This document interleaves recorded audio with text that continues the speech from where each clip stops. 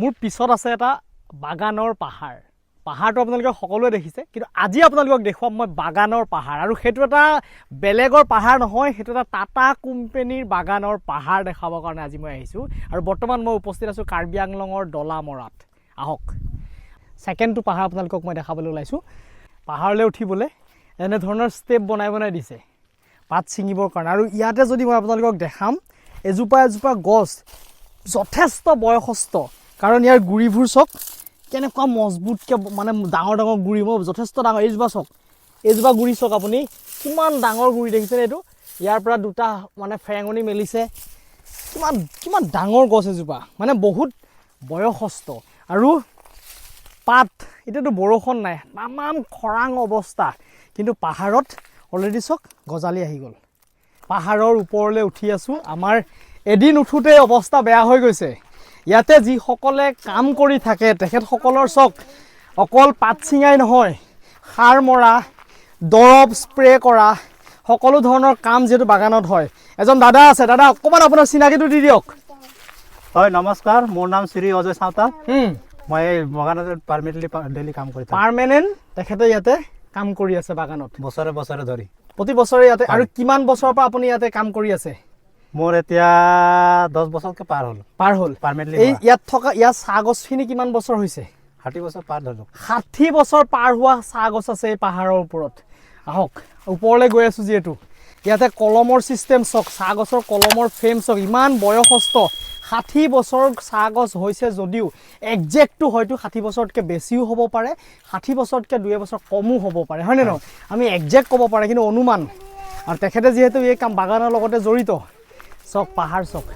কিমান ওপৰলৈ উঠি আহিছোঁ পাহাৰত আপোনালোকে সকলো উঠিছে কিন্তু আজি মই এখন কাৰ্বি আংলং দলামৰা চাহ বাগানৰ পাহাৰ আজি এটা নৰ্মেল পাহাৰ নহয় মই চাহ বাগানৰ পাহাৰত উঠি আপোনালোকক দেখাব চেষ্টা কৰিছোঁ এইকাৰণে দেখাব চেষ্টা কৰিছোঁ আমি নৰ্মেল প্লেন মাটিত চাহ খেতি কৰোঁতেই আমাৰ অৱস্থা বেয়া হৈ যায় কিন্তু এনেকুৱা ধৰণৰ পাহাৰৰ ওপৰত মেইনটেনেঞ্চ কৰি চাহ খেতি কৰি ইয়াৰ পৰা প্ৰডাকশ্যন কৰি আছে আৰু ইয়াত প্ৰডাকশ্যনটো দাদা কেনেকুৱা আমাৰ নৰ্মেল বাগানতকৈ ইয়াত প্ৰডাকশ্যনটো বেছি নে কম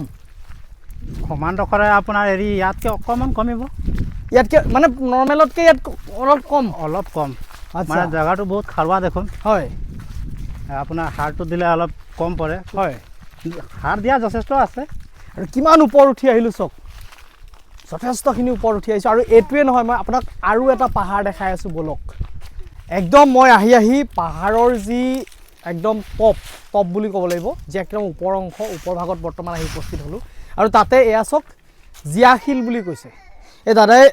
আৰু ইয়াতে পূজা পাতল হয়নে দাদা হয় কেতিয়া পূজা পাতল হয় আমাৰ বছৰে ধৰি মে মাহটোত বছৰে পূজা পাতোঁ আমি মানে মে মাহৰ বছৰে পূজা পাতল মে মাহৰ ভিতৰত পাতোঁৱে আমি হয়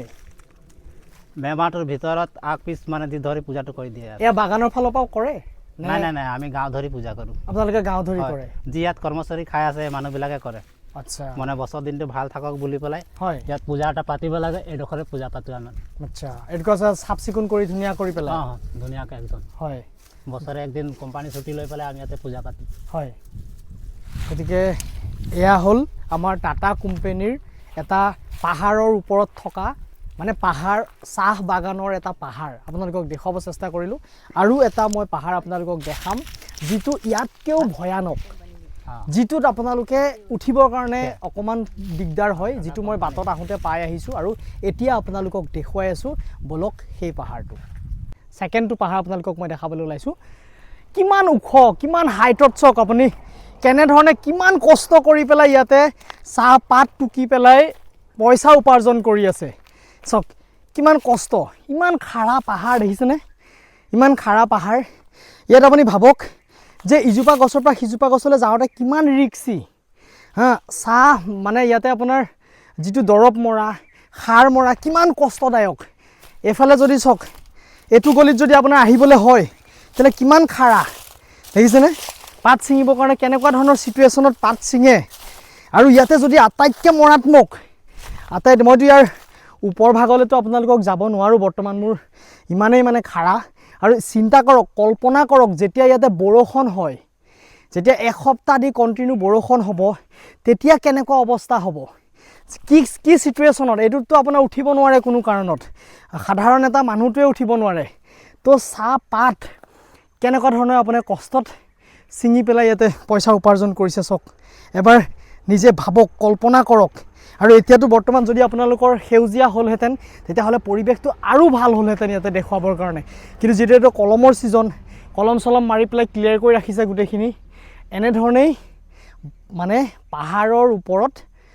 চাহ গছ ৰুই পইচা উপাৰ্জন কৰি আছে